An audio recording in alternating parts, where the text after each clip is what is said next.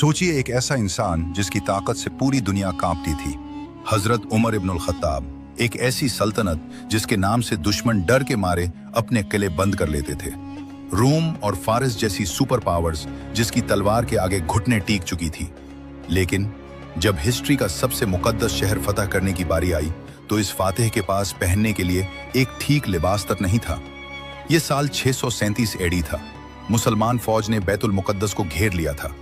Roman empire की आहनी दीवारें और उनका गुरूर दोनों टूट चुके थे। लेकिन वहां के पादरियों ने एक अजीब शर्त रख दी।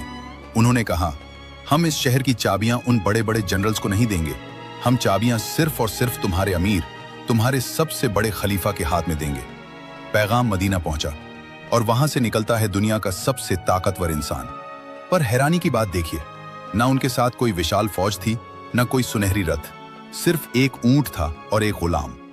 सफर लंबा था तो इंसाफ के उस बादशाह ने तय किया, एक मंजिल में ऊंट पर बैठूंगा और अगली मंजिल मेरा गुलाम बैठेगा और मैं ऊंट की नकील पकड़ूंगा। और फिर वो तारीखी दिन आया। सामने यरूशलेम के विशाल दरवाजे थे।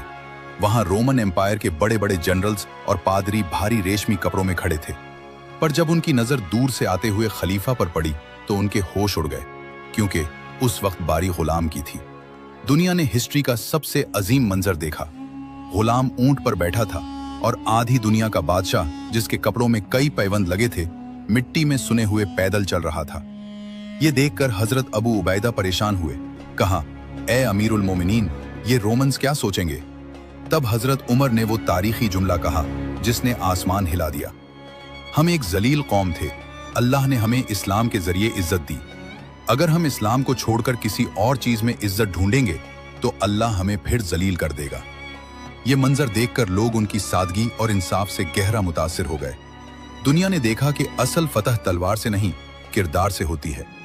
क्या आज की दुनिया में ऐसी कोई मिसाल मिलती है? और हाँ, अल्लाह इस रमजान में हम सबको ऐसी ही सादगी और बेहतरीन किरदार नसीब फरमाए। आप सभी को दिल से रमजान मुबारक।